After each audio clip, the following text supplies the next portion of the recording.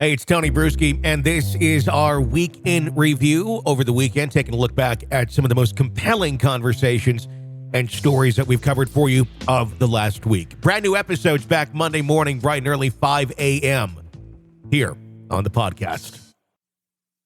This is an examination of the hidden human condition. This is the Hidden Killers Podcast. The Hidden Killers Podcast. With Tony Brueski. Dr. John Delatorre is with us for this segment. Let's talk Murdaugh for just a few minutes here. He obviously confessed to lying now when he initially claimed that his dogs tripped Gloria Statterfield in their home in 2018, causing her to slip and fall. She died from the head injury sustained on the fall in their property. In new documents filed on May 11th, Murdaugh admitted that he invented Miss Satterfield's purported statement that the dogs caused her to fall to force his insurers to make the settlement payments. And now the insurer coming back going, okay, you owe us that money now because you shouldn't have gotten it.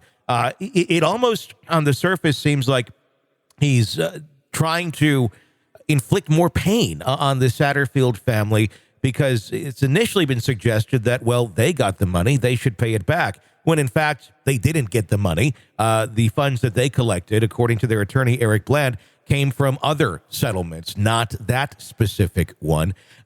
What the hell is going on here? And that's been the question, I think, most of the time with Alec Murdaugh. But if you can put on your Murdaugh examination hat for a moment and try to figure out, is this someone who's behind bars trying to manipulate people and try to cause further pain? I think Murdaugh doesn't really care, right? And what I mean by that is I don't think he's like antisocial or psychopath. I don't think he's any of those things. What I think is that he truly believes that he's doing the right thing for the right reasons. I think he recognizes the wrongfulness of them, but for some reason, this idea of a moral righteousness that he has somehow kind of pervaded and corrupted every decision that he makes. Mm-hmm. I think he thinks that he's doing the right thing. I don't think that he's purposefully doing this maliciously, as difficult of a sentence as that is to say, and a difficult sentence as it is to hear. What I think, though, is that I think he's trying to maneuver in his own best interest, but not thinking through how other people are going to respond to his maneuvering. Mm-hmm.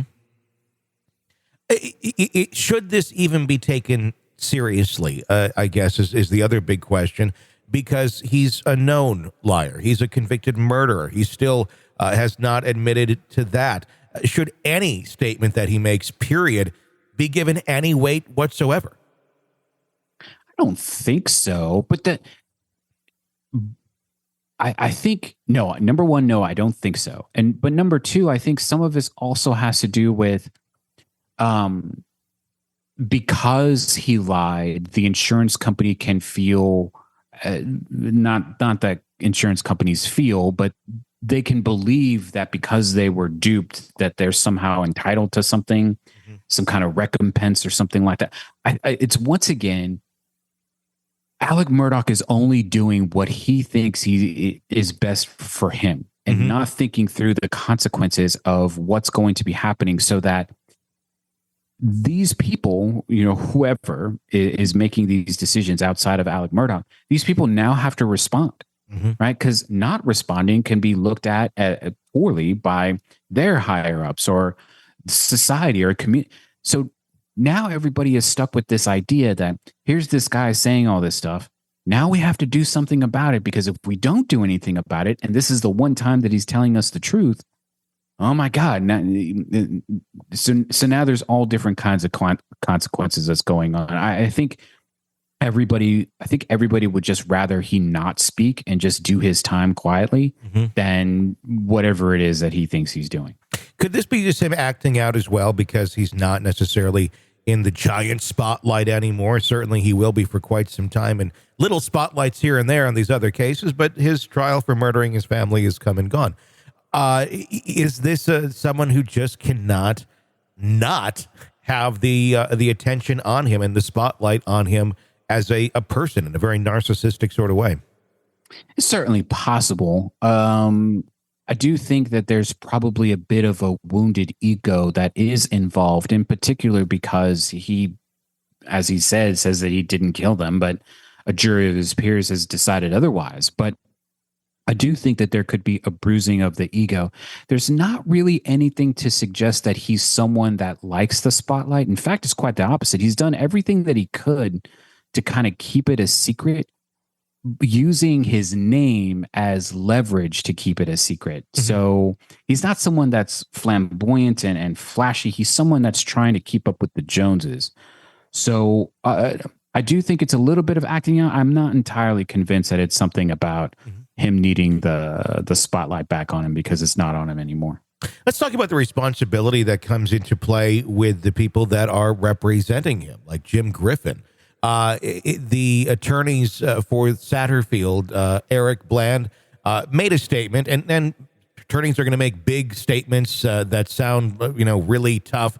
It really only means a whole lot when it comes from the judge, but calling on the attorneys for Murdaugh to be sanctioned for basically enabling this type of behavior, which they view as rather ridiculous and re-victimizing the families. Is there a point in this where either Griffin's got to go to the judge and say, I don't want him as my client anymore, I can't work with him, or is this something where he's just going to keep holding on as the Titanic continues to sink?